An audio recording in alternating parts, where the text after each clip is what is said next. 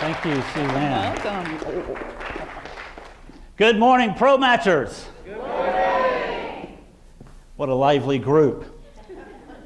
Now, this weather here in San Francisco has been unseasonably warm. Would you say that? It's been hot is what it's been. And it kind of reminds me of my summers back home. I'm from the Atlanta, Georgia area, and my daughters and I don't get to see each other often. So usually every year we try to come up with some sort of trip where we can get together, spend quality time together. A couple of years ago, we decided we wanted to go on our favorite vacation, a cruise, to the Bahamas. So we get on the cruise, and we've been to the Bahamas many times. And we didn't want to get off and go out into Nassau and see it again. So we decided to stay on the ship during the day while everybody else was out having fun in Nassau. So we're laying around the pool all day long on an all-inclusive cruise, doing what you do in the hot summertime on a cruise where everything, including alcohol, is all-inclusive. When they announced over the intercom, it's time for the Mr. Sexy Legs contest. And I go, I want that job. So I said, well, I am going to use the personal branding techniques that I teach my clients so that they can get ahead and get themselves known out in the world. There's 3 things you have to know when you're working on personal branding. The first is you have to know your audience. So I looked out in the audience, and I'm a frequent cruiser, so I know what the audience is like, me and my daughters, and I said, okay, I know what the audience is like. The second thing you have to know is your competition. Who are you up against? So I knew what was getting ready to happen. There were going to be 10 people, so I ran over to the 10th spot. I wanted to be able to stand there and watch what everybody else was doing. So we got into the competition, and they started asking anytime you do one of these beauty contest type things, they ask you that all-important question, that intellectual question. So they asked all the guys up there, all these young, virile, masculine men, what is your spirit animal? So I'm listening to my competition again, young, virile, drunk, young men.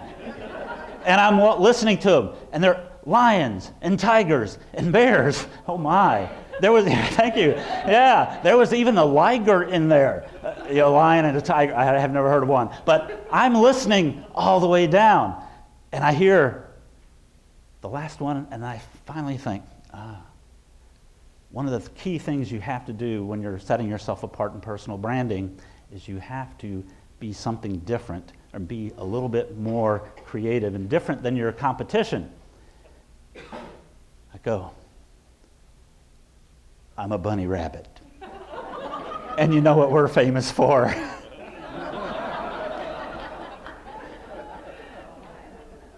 They loved it, yes. The audience loved it. So then it came time from the in question to the talent competition.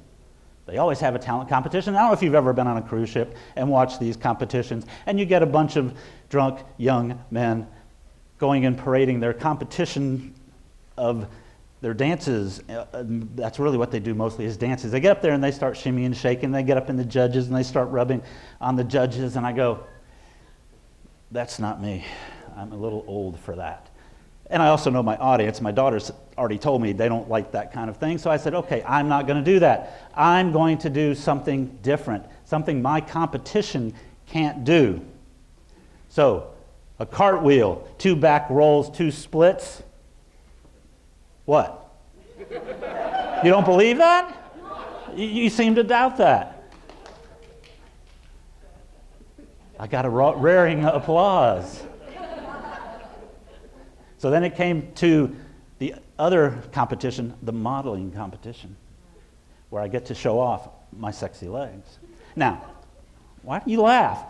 You think that's funny? You don't believe it? Well, the other part the third thing you need to know is you need to know yourself.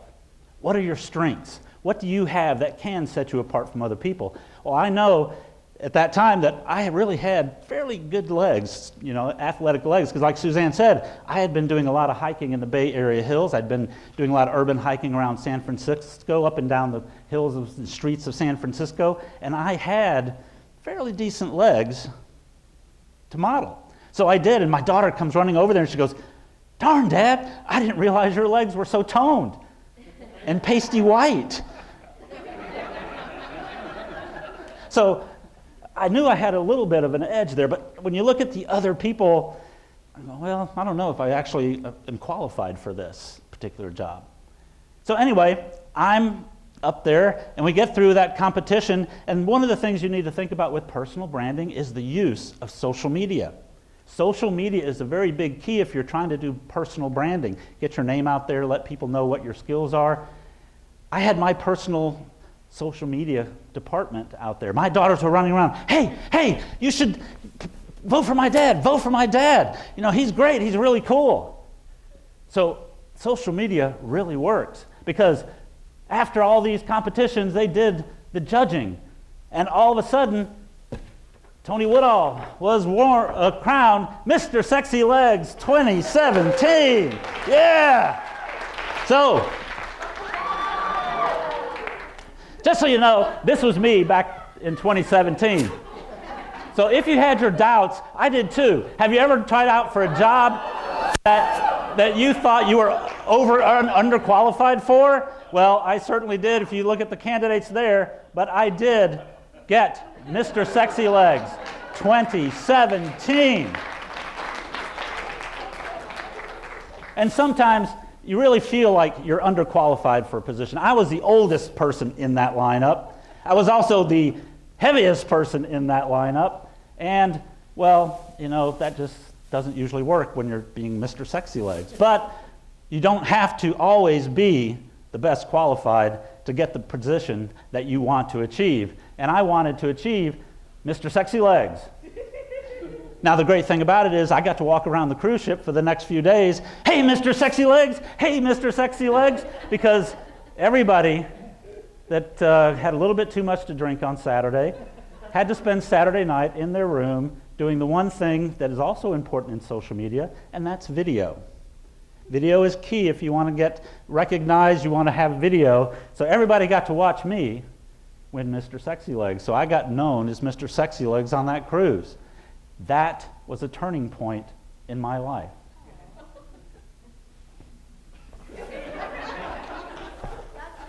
Well, I'll tell you about the turning point later. I'll tell you about the turning point later. Many of us have goals. That's the key. I didn't have a goal to be Mr. Sexy Legs when I started out. And many of you have goals. One of them is probably, it sounds like, to get a job. And I've been there. I have been where you are today. I wish they had had an organization like ProMatch in the many times that I was in this particular position. But we all have dreams and goals and things that we want to be. Maybe your dream is to own your own custom home, like my friend Larry. This is his house. Maybe you just want a backyard for your kids to play in. And this is Larry's backyard and his front yard and golf course and everything else. That was his dream. He wanted to own a rival to Bell and Graff Gardens in Birmingham, Alabama. But this was his dream. And you may just want a home and a house. That's all your dream may be, and that's good. We all have dreams. Or maybe you just want to start a family. Maybe you want to have kids. That might be your dream. How many of you like to travel? Anybody here been to Neuschwanstein Castle? Amazing, isn't it? I got to go to Bavaria on a trip paid for by my uncle, Uncle Sam. Everybody? He paid for my trip there, and I got to see Neuschwanstein Castle and all the castles in Bavaria. It was amazing to see that, and I want to go. I'd love to go back, but there's many other places I want to see. So travel is a dream that many people have and a goal that many people set. Maybe you have been working for years and you've got skills, you've got ideas, you've got a passion that you want to share with the world. You may be thinking, I want to write a book. You want to have a book that you can tell people about your dreams. And that's not necessarily out of the question, because I had that same dream. Last year, I published 9 Steps to Successful Goal Achievement. After many years of it lying in my computer folders, it was out there. So I made the decision I wanted to write a book, and I finally achieved that goal. Maybe your dream is to lose weight. Who's that guy on the left, by the way? I have no clue, but he's 300-pound me. I was 300 pounds for 20 years. I was fat. I was out of shape. But I had achieved one of my dreams for my career. As my introduction talks about, I went from the chauffeur seat where I had been driving limousines to the airport, pre-Uber, and I had been seeing all these people that I was taking to the airport as executives and things like that, and I said, I want to be one. I want to get into the C-suite. I want to become a chief executive at a company, or I want to be on that particular board of the organization. So I ended up being on the C-suite as a chief information officer for mortgage companies. So most of you technology people, I understand your plight that you're in at this point if you're working to find a career. I've been there. I've done that. I also, at that point, later on, I ended up being, my position was eliminated, and that's why I wish I'd had a ProMatch at that time, because I sure could have used it. But now, I went from 300 pounds to what I weighed when I was 30. And I'm in much better shape now than I was when I was 30. And that's all by setting goals. How many here had New Year's resolutions this year? That's good. More people had New Year's resolutions. How's that working out for you? Some of them got it? Okay, good. But the average is about 8% of people who set New Year's resolutions achieve them. Not very many. And there's a reason why. They don't really work in most cases. What you need to do and what we recommend is setting goals. There's a difference between New Year's resolutions. I'm going to tell you how you can set goals today that you can achieve and go forward with your goals in your life. So set goals. I had a lot of goals when I was young, and I wanted to be, basically my sister tells me I had a thing on my mirror when I was younger that says, I want to be rich. Well, I didn't really know what that meant at the time. But, we all have goals, and we want to make sure that we talk about them. We do things properly so that we can achieve those goals. New Year's resolutions don't work for 99.9% of the people, but goals do. So today, I want to talk about setting goals. This is me when I achieved another one of my goals. I received my 5th degree black belt in martial arts there with my grandmaster. But for the time before that, I kept having problems where I could not achieve my goals, no matter what I tried. I even tried doing this thing called SMART goals. Everybody here is familiar with SMART goals. I'm sure in this career, this field, you guys know about SMART goals. What are SMART goals? What are the 5 points of SMART goals?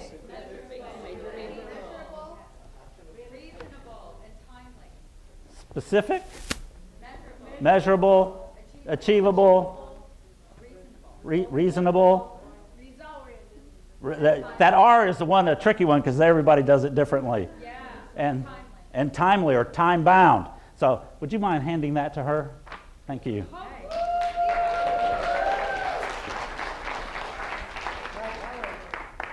So I tried SMART goals, and I could still never achieve my goals. I just couldn't quite get there. SMART goals kind of made me feel dumb, is what it was. I mean, I just couldn't, if these are SMART goals and I can't achieve my goals, I must be pretty dumb.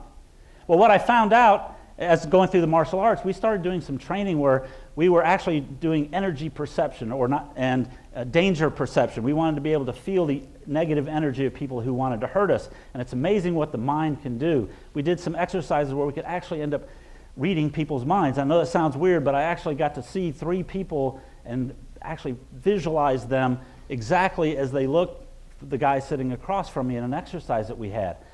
Amazing. So I said, there's something with the mind. The mind can do many things. So I started taking classes in hypnosis and hypnotherapy. So I learned, because I wanted to find out, how does that mind work? How does this mind do these things? So I started taking hypnosis, and in that I started learning about the subconscious mind and how that worked. And when I did that, I found out some basic things that all of us need to know. When you're born, your mind is a blank slate. It's empty. And then as we're growing, we start getting knowledge passed to us from our primary caretakers, family, friends of the family, etc. And we start getting information put into our mind. And it becomes what is known, what we call knowns, positive. And I've got negative signs up there, but the important thing to understand is what the mind knows at this time is it's not positive or negative, it's just known behaviors or known beliefs. And this is where our belief systems about ourselves, this is where our story starts. We start learning about ourselves and about what we believe in this period. And this goes on until we're about 8 years old. And in that time, and when you get 8 years old, the mind starts developing a critical mind filter where it starts questioning what it's getting fed. And as it gets fed, after that, it starts thinking, well, wait a minute.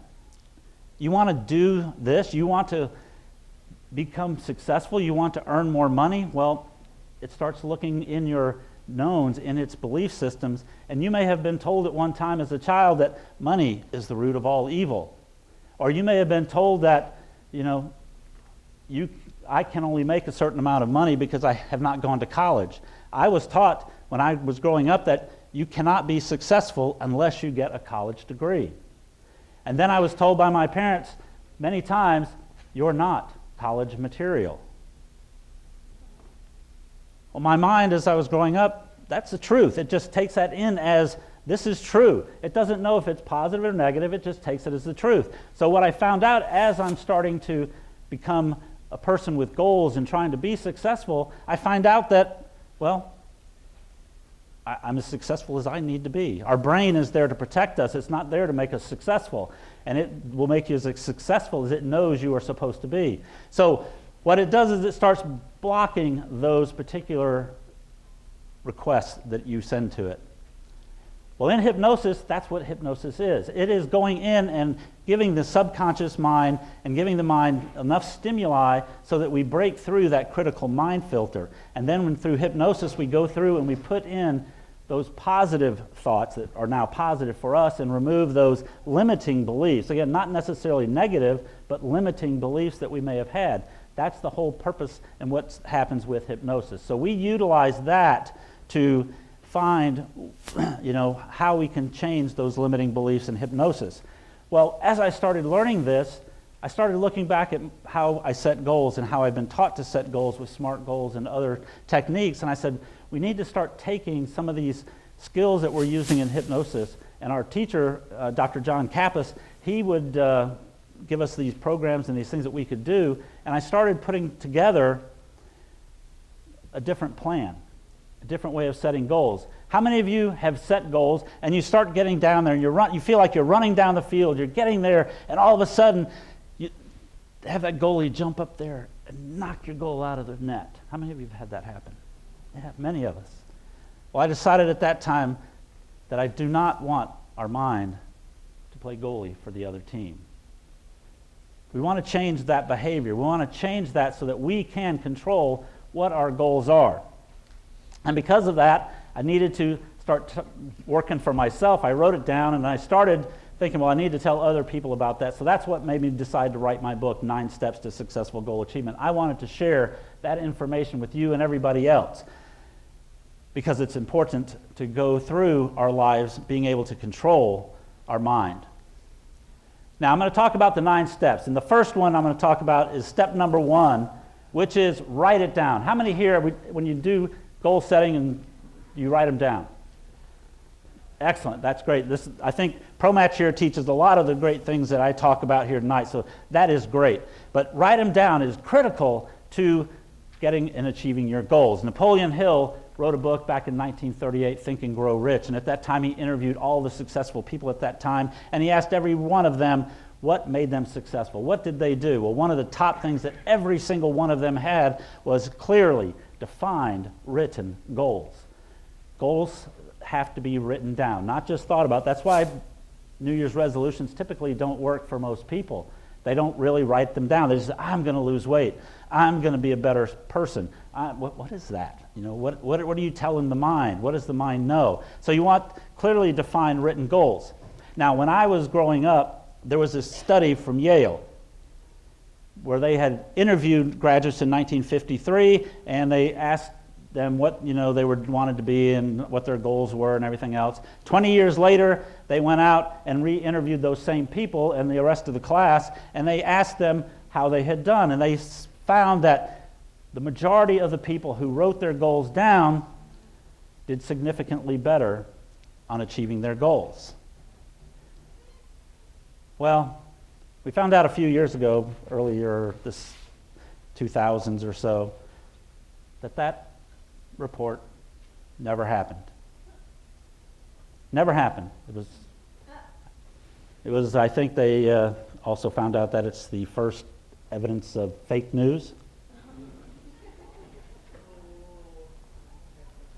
You have to get that in.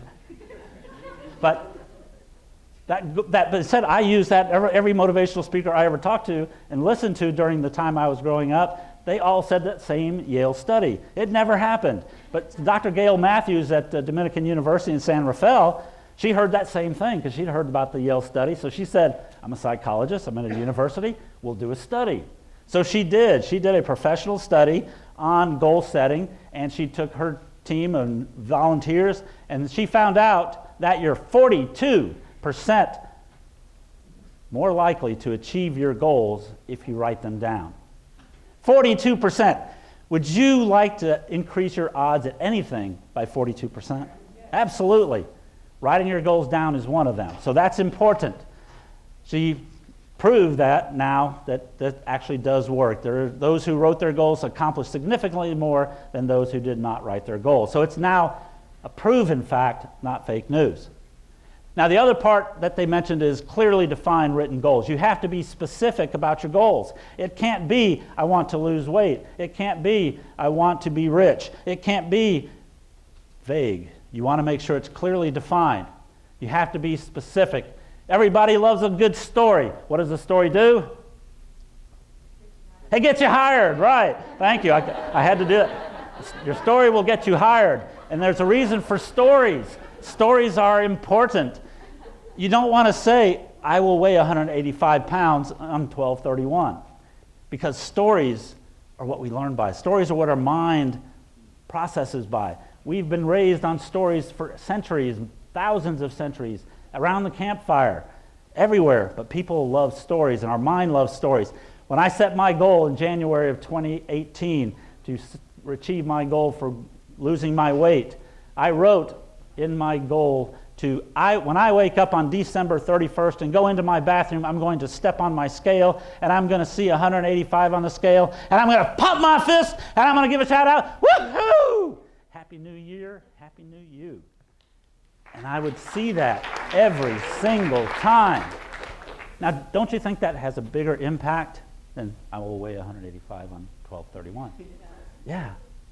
Our mind can see that, and we'll talk more about what we're talking about here, because I'm able to not only see it, I can feel it when I write that goal down like that. The step number 2 is be realistic. Be realistic. Whoops, sorry, I don't want to roll on that. Be realistic is not, don't think about things like, I think we should fly around in an aluminum tube around the world, because that won't happen. I think we should go to the moon, because that won't happen. I think we should, be able to run a mile in less than 4 minutes, though, because that'll never happen. No, I'm not telling you to be that realistic, because everybody knows that those have already happened. And people said that they weren't possible at one point in time. So you don't want to, when I say be realistic, I don't mean don't shoot for the sky. Don't have moonshot examples. Don't have dreams of things that may not be thought about right now or may not be out there, because what you think about can happen. But you want to be realistic. Me setting a goal to lose weight down to 65 pounds that I did in 2018 in 3 months, that was unrealistic. I had to set the right time. And that goes to my next step, set a deadline, and your deadline has to be realistic. You want to make sure that you've got a realistic deadline. Being able to do something, 1,000 of a certain thing by a short period of time may not be feasible. I knew when I started my gold program that I had to give myself time because I was working a full-time job, working on building my business. I knew how much time I had, and I also knew my limiting beliefs that many days I'm not going to want to get my butt over to the gym and do what I need to do. So I have to factor in how long is it going to take me to do that. I also knew how much time it took or how many calories I needed to burn to get down to the weight that I needed and what I was going to have to do for that. So I set a deadline for December 31st, a year away. That was an achievable deadline, part of the SMART goals, achievable and time-bound, timely. A dream with a deadline is a goal. All right? Without a deadline, there's no pressure. So you want to make sure you give your mind and your subconscious a reason and a timeline. The fourth step, and this is one that's very critical, set an action plan. You must have an action plan. We have certain steps for whatever goal you're trying to achieve that you must do. You want to do specific tasks to achieve your goal. You may not know exactly what you're doing initially, but you know some idea of what steps you have to take. So you want to set an action plan. You have to create a plan and then follow that plan. It's important to follow that plan. If you don't, what's the point? So you want to set an action plan. What actions do you have to take to achieve that goal? When I set my goal for my weight loss, I knew I had to, number one, eat less and exercise more. That's my L&M diet that I started. So you can join me on that sometime. But eat less and exercise more. There's a certain amount of calories I have to burn, and I needed to do certain exercises that would burn those calories. So that is the key. A goal without an action is just a wish. The fifth step is measure it, track it. SMART goals say they have to be measurable. Well, that's true, but you also have to measure it and you have to track it. They have to be measurable, but you want to make sure you track it. You want to have a system that you can use to keep track of what your action steps are and your value events so that when you go out there and do that, you can achieve that. Tom Peters, the author of In Search of Excellence, once said that what gets measured gets done, and that's true. You have to measure your goals. Every day you want to track and follow that action plan and make sure you did what you were supposed to do. And this is one of my favorites. Find your why. Why do you want to achieve that goal? Why do you want to be what you want to be? Why do you want to be where you want to be? What is your why? How many people here have a goal? Anybody want to share what your goal is for 2019 this year? Question. Yes.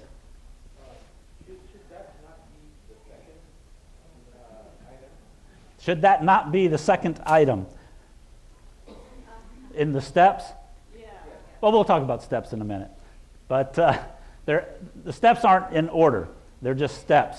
I try to, what do I call them? But we'll talk about that later. But it's definitely one of the most important ones out there. And we'll talk about that when we get a little bit further. But you have to find your why. Anybody here have a goal this year that they want to achieve and is willing to tell us what your why is? Be self-sustained by the end of the year because my goal in life is to be autonomous. Excellent. Very good. All right. Thank you. So find your why. It's very important to understand what motivates you. Many of us have what we call away motivations, where we're motivated by, for finding a job because we don't want to go bankrupt, and that's an away motivation. But what you really want to find is a motivation that's a toward motivation, where instead of staying away from something that you fear or that is bad, you want to have a motivation that will drive you or bring you forward toward your goal. Some sort of feeling. How are you going to feel? What emotion, what feeling are you going to have when you achieve that goal? What is the positive outcome that you're going to have with your goal? Not what are you running away from. So when you're thinking about your why, you want to make sure that it's a positive toward motivation. Number 7, visualize it. When I wrote my goal for losing weight, as you saw me when I'm up here, not only was I saying it, but I was actually feeling it. I was seeing it in my mind that I was getting on that scale. Every morning I got on that scale and I got my arm up there and I go, Well, not today, but I'm almost there. So I kept visualizing myself doing that every single day when I got on the scale. You want to see yourself where you are going to be, not where you're at now. You want to visualize yourself as you've achieved that goal. We're all visual people. That's why social media today, every platform uses some sort of images or video, because we are social, or our social media is based on what our mind works, and it works on visualization. And again, storytelling also is important. We visualize, we can tell that story better, our own story, if we can visualize that and see it in our minds. So storytelling, your story gets you what? All right.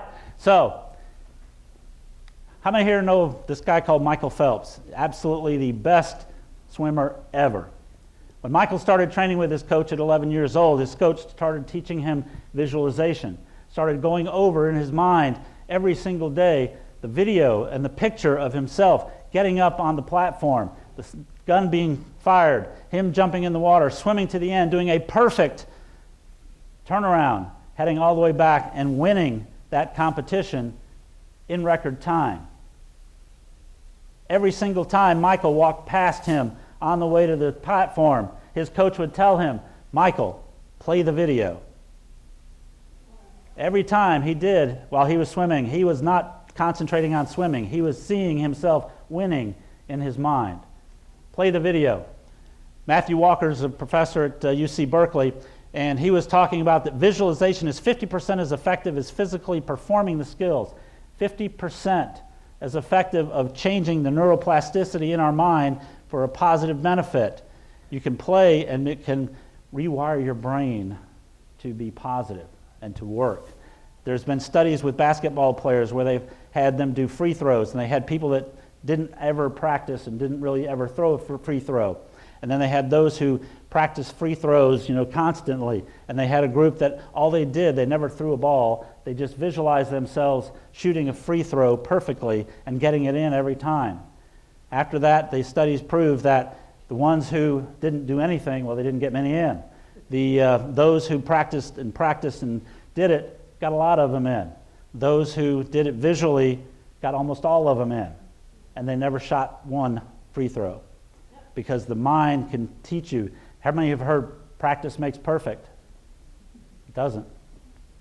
Perfect practice makes perfect. If you can get your mind seeing you doing things perfectly, you'll get there. There's other skills you can use along with visualization. One is put yourself in it. This is me riding in a BMW Z4. I had a goal to own the Z4. I loved it. Great drive. That was me in it. And I used to go, when I would achieve action steps, one of my rewards would be to go to do a test drive in a BMW. This was a trip at the BMW Performance Center in Spartanburg, South Carolina, where I got to drive BMW Z4s around a racetrack. And so I got to feel and see myself doing it. And then that's Gina. I got her in 2017. Her name's Gina, not for a lady or anything like that. It's goal imagined, now achieved, is what that is. You have to name your car when you've registered on the BMW site. So, number 8, and this is what set me to success on my goal. In January of 2018, I was turning 60. I was fat, had been fat for 30 years. I said, I'm over this. I have to change. I have to make a commitment. I've tried, I've gone back. I used to be told people to call me Duncan because I was kind of like going